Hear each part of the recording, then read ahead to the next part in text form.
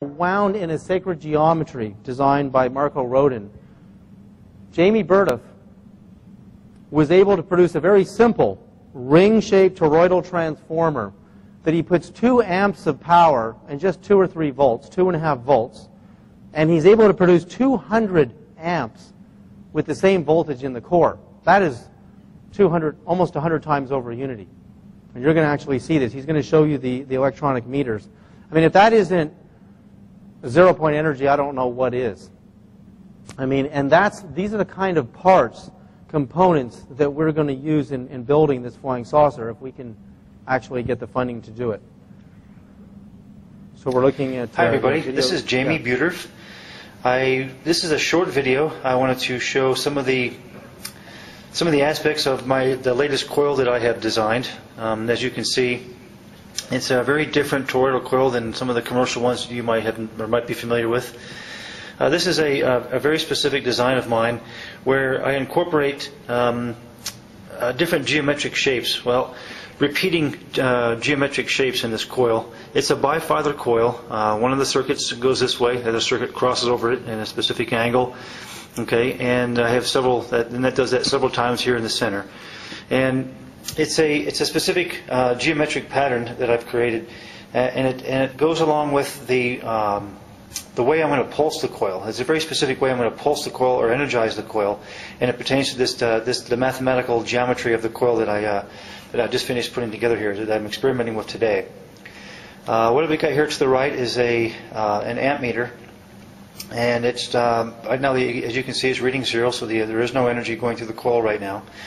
There are my 4 leads coming off of my amplifier, my left and right, positive and negative. Okay, and the amplifier is then hooked up to my laptop, and the laptop is what I'm going to be using to pulse the coil with. It has the frequency and the very specific way that I'm going to pulse this coil that I've developed in the laptop. So and then this meter here is what I'm going to use to show you what the amplification of energy is around the poloidal diameter of this coil, which is this way. All right, so let's get started. Let me get this energized. Okay, so now we're drawing roughly 1.5 amps coming into the coil. Now let's see what we've got around the diameter. Looking at 212 amps. Okay, as you can see, let me show you the settings I got here. As you can see, I've got it set at 600 amps. It's a Fluke 32 meter, very good, high quality meter. Set at 600 amps. All right, we're reading 212. Okay, so that's roughly what 116 or so times energy amplification. So we got 1.6 amps going in, and 210, 212 in the center of the coil. That's a very significant energy amplification. One of the other things I wanted to show you, let me get this out of the way. What I have here is a 1-inch neodymium sphere magnet. It's a grade N42, and when I stick it in the middle of the coil, it starts to spin, but not only spins, but it actually, the magnetic field holds it very tightly to the center of the coil. Okay, I can wobble it around a little bit, but it's essentially levitating in the center of the coil very powerfully. I can turn this thing around and it won't fall out. It's a very strong magnetic field. Alrighty, well, that was all I wanted to show. Thank you for watching. I mean, that just blows my mind, because we're talking about the only difference between Jamie's toroidal ring-shaped coil and traditional transformers is the geometry in which he's wound it with. The sacred geometry in which he's wound it with. And he's also running his electric current. He purifies his current, which is a proprietary part of the invention. And he runs it counterclockwise, clockwise and counterclockwise, just like everything we've been looking at since last year and this year. And it's a very simple math formula. Volts times amps equals watts, and watts is the total energy burned. A lot of free energy devices or zero-point energy devices, you see an increase in voltage, which is just your flow potential or your electric potential energy or your actual flow of energy. And amperage is the amount of energy. So Jamie's volts stayed the same. His amps went up over 100 times. So if you do the math, volt times amps equals watts. Clearly, it is not. It is clearly producing a huge amount of energy. So I sent, Jamie's videos to Boyd Bushman, and I said, Jamie can put in, 2 amps and get 180 out, because he was up to 180 at that point. And he's been using my differentials and read my paper, and he's been able to make a lot of improvements. In fact, we're going to be using some better, more exotic materials for the core of his donut, very similar to the pendants I have at my table. How many people have either worn or seen the pendants where you see your body electricity goes into the coil, it's toroidal, and you wear it. It's just using your body electricity, and there's a huge increase in energy. I'll show you a little schematic of that in a few minutes.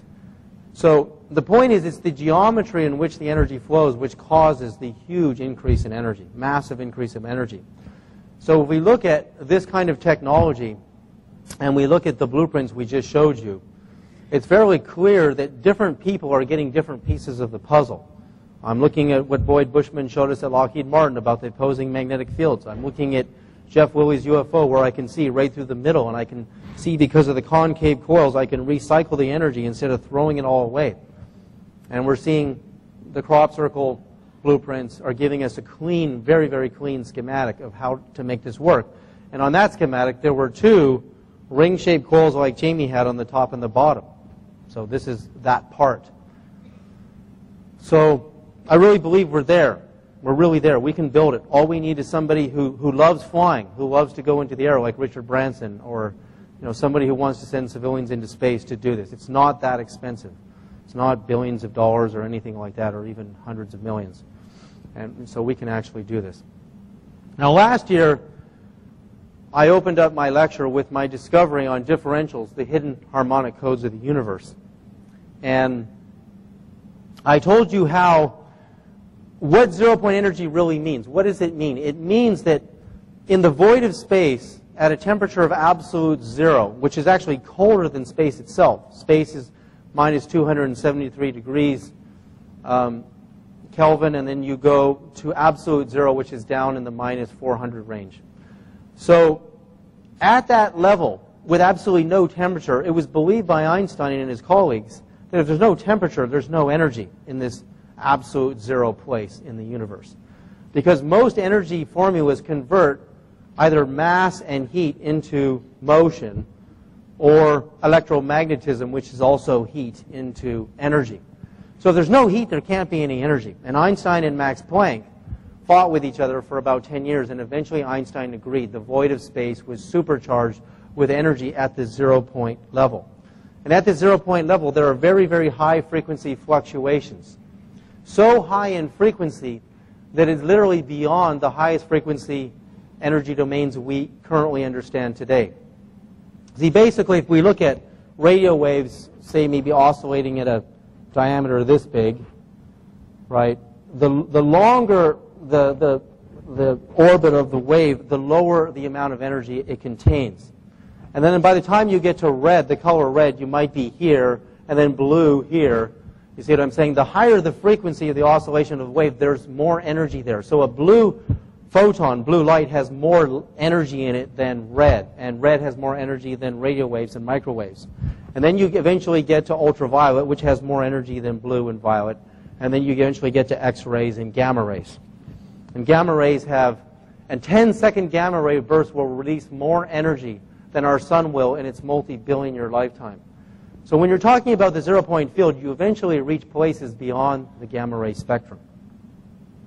How many people here saw my part 1 of quantum communication that was shown at the film festival here? William Tiller at Stanford proposes that subtle energy, and subtle is really not the right word in my opinion, because it's not weak and subtle, vibrates higher in frequency than the gamma ray spectrum. Consciousness does. That means if you convert that through a very simple formula in Einstein, converting energy back into mass, the subtle energy force in the universe is more powerful than a 10-second gamma ray burst. It's more powerful than our sun's entire lifetime of solar energy. And this force can actually be accessed by the power of the mind itself. And then I told you how differentials work, how you need differentials, harmonic differentials, to pull energy out of the zero-point field and bring it into our space. Imagine a sunny day in Arizona and there's no wind. and it's 100 degrees outside, and all of a sudden a cloud comes over and